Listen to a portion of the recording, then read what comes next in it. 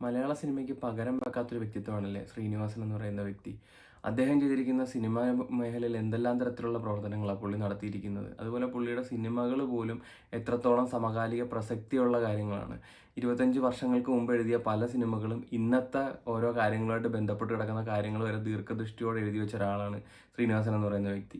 അതുപോലെ ശ്രീനിവാസനെക്കുറിച്ച് സഹപ്രവർത്തകർ തന്നെ ഒത്തിരി കാര്യങ്ങൾ പറഞ്ഞിട്ടുണ്ട്. പുള്ളിക്കാണെന്നുണ്ടെങ്കിൽ ഇപ്പം 100ാമത് എടുക്കേണ്ട ഷോട്ടാണെന്നുണ്ടെങ്കിൽ തിരക്കഥ എന്താന്ന് പോലും അറിയാതെ അന്നേരം എഴുതി കൊടുക്കും. അത്രത്തോളം മനസ്സിലിട്ട് അടിച്ച് പതപ്പിച്ച് ഒരു സിനിമയെ എങ്ങനെ കൊണ്ടുപോകണം നല്ലപോലെ അറിയാവുന്ന വ്യക്തി. അല്ലെങ്കിൽ പിന്നെ ഒരു സിനിമ ചെയ്തു തുടങ്ങുമ്പോഴത്തേക്ക് അതിൻ്റെ 100ാമത്തെ കാര്യം പുള്ളിക്ക് എങ്ങനെ എഴുതി വെക്കാൻ പറ്റും. എന്നിട്ട് അതെടുത്തതിന് ശേഷം അതിൻ്റെ കണ്ടിന്യൂഷനായിട്ട് ഒന്ന് ചെയ്യാന്ന് പറഞ്ഞാൽ അത്രത്തോളം കാൽക്കുലേഷനുള്ള വ്യക്തിയാണ്.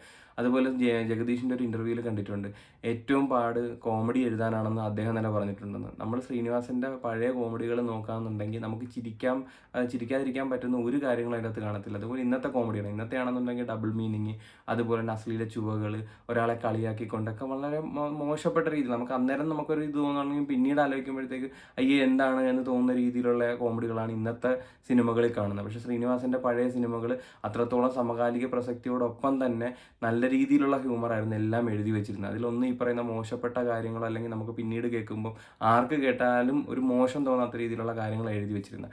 അത് മലയാള സിനിമയ്ക്ക് തീരാത്തൊരു നഷ്ടം തന്നെയാണ് അത് എല്ലാ മേഖലയിലും. പിന്നെ പുള്ളിയുടെ തന്നെ 2 മക്കളാണെന്നുണ്ടെങ്കിലും സിനിമാ മേഖലയിലേക്ക് കൈവച്ചിട്ടുണ്ടെന്നുണ്ടെങ്കിലും അവരും അതെ വിനീത് ശ്രീനിവാസൻ എന്ന് പറയുന്ന അച്ഛനെ പോലെ തന്നെ എല്ലാ മേഖലയിലും കൈവച്ച് തൊട്ടതെല്ലാം പൊന്നാക്കിക്കൊണ്ടിരിക്കുക. ധ്യാൻ എന്ന് പറയുന്ന വ്യക്തിയെ നമ്മൾ ചിരിച്ചും ചിന്തിപ്പിച്ചും മോളിത്തരം പറഞ്ഞും മാത്രം കണ്ടിരിക്കുന്ന ഒരു വ്യക്തിയെ ഇന്നലെ മരിച്ചപ്പോൾ മുതൽ അയാളെ കാണുന്നത് മൊത്തം കരഞ്ഞുകൊണ്ട് തന്നെ കാണുന്നത്. അപ്പം അച്ഛനെന്ന നിലയ്ക്ക് പോലും അയാൾ എത്രത്തോളം വിജയമായിരുന്നു എന്ന് ആ 2 മക്കളുടെയും നിപ്പും അതുപോലെ അവരുടെ കരച്ചിലും അവരുടെ ആ മരണ വീട്ടിലുള്ള പ്രവൃത്തിയൊക്കെ കാണുമ്പോഴത്തേക്കും നമുക്ക് മനസ്സിലാവും.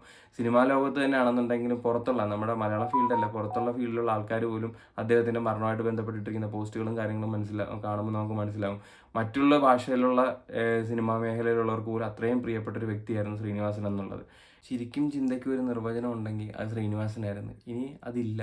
ഇപ്പം തന്നെ ഉണ്ടല്ലോ, അദ്ദേഹം മരിച്ചപ്പോൾ പോലും പേനയും പേപ്പറും ഒക്കെ വെച്ചാണ് ഇത് ചെയ്തിരിക്കുന്നത്. കാരണം അത്രത്തോളം സിനിമയെ സ്നേഹിച്ചിരുന്ന ഒരു വ്യക്തിയാണെന്ന് പുള്ളിയുടെ സഹപ്രവർത്തകർ തന്നെ പറയുന്നുണ്ട്. അതിൻ്റെയൊക്കെ റിസൾട്ട് നമുക്ക് സിനിമയിൽ കാണാനുമുണ്ട്. എത്രത്തോളം സിനിമയെ സ്നേഹിച്ചിരുന്നു, എത്രത്തോളം ഇറങ്ങി ചെന്നിരുന്നു എന്നുള്ളതെല്ലാം നമുക്ക് കാണാൻ പറ്റും.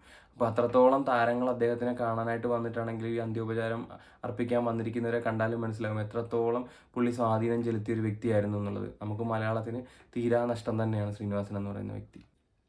മലയാളത്തിന് ഇത്രയും വലിയൊരു നഷ്ടമാണ് എന്നുള്ളത് മനസ്സിലാക്കിക്കൊണ്ട് ഞാൻ അദ്ദേഹത്തിൻ്റെ ആദരാഞ്ജലികൾ നേരുന്നു.